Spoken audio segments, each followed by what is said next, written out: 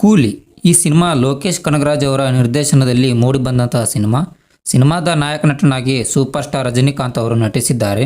ಇನ್ನು ಸಿನಿಮಾದ ಟ್ರೇಲರ್ ವಿಚಾರಕ್ಕೆ ಬಂದರೆ ಸಿನಿಮಾದ ಟ್ರೇಲರ್ ತುಂಬ ಅದ್ಭುತವಾಗಿದೆ. ವಿಜುವಲ್ ಸಖತ್ತಾಗಿ ಮೂಡಿಬಂದಿದೆ ಅಂದರೆ ತಪ್ಪಾಗಲ್ಲ. ಇನ್ನು ಸಿನಿಮಾದ ಕತೆ ಗೋಲ್ಡ್ ಸ್ಮಗ್ಲಿಂಗ್ ವಿಚಾರಕ್ಕೆ ಸಂಬಂಧಪಟ್ಟ ಕತೆ ಅನಿಸುತ್ತೆ. ಬಿಕಾಸ್ ಈ ಹಿಂದೆ ರಿಲೀಸ್ ಆದ ಟೀಸರ್ ಗಮನಿಸಿದರೆ ಗೊತ್ತಾಗುತ್ತೆ. ಬ್ಲ್ಯಾಕ್ ಆ್ಯಂಡ್ ವೈಟ್ ವಿಜುವಲ್ಸಲ್ಲಿ ಗೋಲ್ಡ್ನ ಕಲರ್ಫುಲ್ ಆಗಿ ಹೈಲೈಟ್ ಮಾಡಿದ್ರು. ಹಾಗೆ ಸಿನಿಮಾದಲ್ಲಿ ಶ್ರುತಿ ಹಾಸನ್ ಅವರ ತಂದೆಯ ಪಾತ್ರದಲ್ಲಿ ಸತ್ಯರಾಜ್ ಅವರು ಇರ್ಬೋದು ಅನಿಸುತ್ತೆ. ಬಿಕಾಸ್ ಈ ಒಂದು ಸೀನಲ್ಲಿ ಶ್ರುತಿ ಹಾಸನ್ ಅವರು ಮತ್ತು ಸತ್ಯರಾಜ್ ಅವರು ತಮ್ಮ ಫ್ಯಾಮಿಲಿ ಜೊತೆಗೆ ಖುಷಿಯಾಗಿರೋದನ್ನ ನೋಡ್ತಿದ್ರೆ ಹಾಗೆ ಅನಿಸುತ್ತೆ. ಅಷ್ಟೇ ಅಲ್ಲ, ಶ್ರುತಿ ಹಾಸನ್ ಅವರು ತನ್ನ ತಂದೆಯ ಹುಡುಕಾಟಕ್ಕಾಗಿ ರಜನಿ ಸರ್ ಅವರ ಜೊತೆಗೆ ಮಾತಾಡ್ತಾ ಇದ್ದಾರೆ.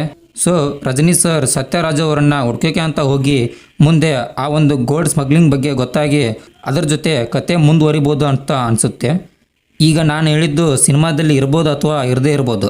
ಇದು ಕೇವಲ ಟ್ರೇಲರ್ ನೋಡಿ ನನಗೆ ಅನಿಸಿರೋದನ್ನ ನಿಮಗೆ ಹೇಳಿದ್ದೀನಿ ಅಷ್ಟೇ. ಇನ್ನು ಈ ಸಿನಿಮಾದಲ್ಲಿ ಬಹುದೊಡ್ಡ ತಾರಾ ಬಳಗನೇ ಇದೆ.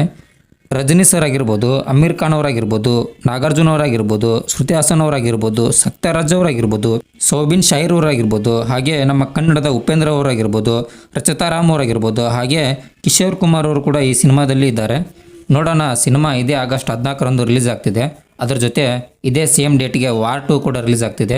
ನೋಡೋಣ ಯಾವ ಸಿನಿಮಾ ಚೆನ್ನಾಗಿರ್ಬೋದು ಅಂತ, ಅಥವಾ ಎರಡೂ ಸಿನಿಮಾ ಚೆನ್ನಾಗಿದ್ದರೆ ತುಂಬ ಒಳ್ಳೆಯದು ಅಂತ ಹೇಳ್ತೀನಿ. ಇನ್ನು ನೀವು ಈ ಒಂದು ಟ್ರೇಲರ್ನ ನೋಡಿದರೆ ನಿಮ್ಗೆ ಏನು ಅನಿಸ್ತು ಅಂತ ಕಮೆಂಟಲ್ಲಿ ತಿಳಿಸಿ. ಹಾಗೆ ಈ ಒಂದು ರಿವ್ಯೂ ಇಷ್ಟ ಆಗಿದ್ದರೆ ಲೈಕ್ ಮಾಡಿ, ಇಲ್ಲಾಂದರೆ ಖಂಡಿತವಾಗಿಯೂ ಡಿಸ್ಲೈಕ್ ಮಾಡಿ ಅಂತ ಹೇಳ್ತಾ ಮತ್ತೆ ಸಿಗೋಣ.